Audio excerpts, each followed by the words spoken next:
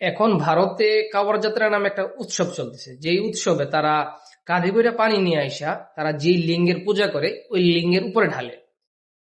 তারা কিসের পূজা করে, তারা কিসের উপর পানি ঢালতেছে, এটা নিয়ে আমার কোনো কথা নাই। আমার কথা হইতেছে তারা কাওয়ার যাত্রার নাম কইরে আর ঘন্টার পর ঘন্টা রাস্তাঘাট বন্ধ করে রাখতেছে।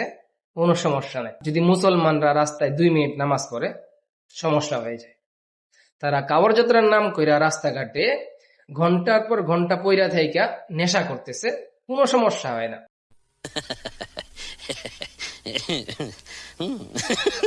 सब क्या देखना पड़ रहा है, अच्छा है मैं अंधा हूँ। কিন্তু একটা মুসলমান যদি 2 মিনিট নামাজ পড়ে তাহলে সমস্যা হয়ে যায়। पागल कुत्ते का गाड़ी उठा के ले जाएगा बता रहे हैं। তারা ধর্মের নাম কইরা রাস্তাঘাটে নর্তকী নাচায়, অশ্লীল গান বাজায়, সমস্যা নাই।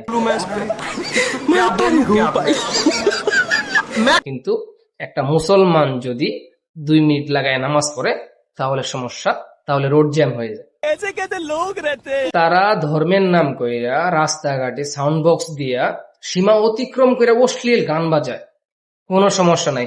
যদি মুসলমানরা 2 মিনিট 5 মিনিট লাগাইয়া মসজিদে আজান দেয় তাহলে শব্দ দূষণ হয়, তাহলে হিন্দুদের সমস্যা হয়, তাহলে হিন্দুদের ঘুমের সমস্যা হয়। তারা তো স্কুল বাসগুলোকেও ছাড়তেছে না, ওইখানে হামলা চালাইতেছে, কিন্তু দোষ হইতেছে মুসলমানদের। ये इतने छोटे छोटे बच्चे इस गाड़ी के अंदर बैठे हुए थे जिसपे यहाँ पे इन्होंने पत्थर से वो किया है। মুসলমানরা নাকি আতঙ্কবাদী।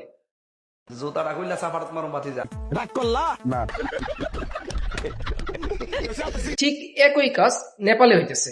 রথযাত্রার নাম কইরা ঠিক ভারতের মতোই কাজগুলা করতেছে নেপালে, তাও আবার মুসলমানদের ঘর বাড়ির সামনে দিয়া, মুসলমানদের মসজিদের সামনে দিয়া।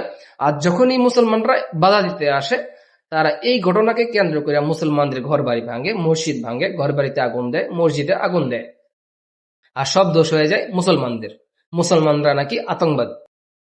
এরা যে এই কাহিনীগুলা করতেছে, রাস্তাঘাটে গাড়ি ভাঙচুর করতেছে, রাস্তাঘাটে মদ খাইতেছে, রাস্তাঘাটে নর্তকী নাচাইতেছে ধর্মের নাম কইরা, মসজিদের সামনে যে অশ্লীল গান বাজাইতেছে, নর্তকী নাচাইতেছে, তখন তারা আতঙ্কবাদী হয় না? আতঙ্কবাদী হয় কারা? যারা বাধা দিতে আসে, যারা ভালোভাবে বুঝাইতে আসে এগুলা করিস না, তারাই আতঙ্কবাদী হয়ে যায়। নেপালে মানুষ মরলো পুলিশের গুলিতে, দোষ হইল কার? মুসলমানদের। এখন তারা নাকি হিন্দু রাষ্ট্র বানাবে। सड़ी के ख्वाब तो औकात के अनुसार देख ले।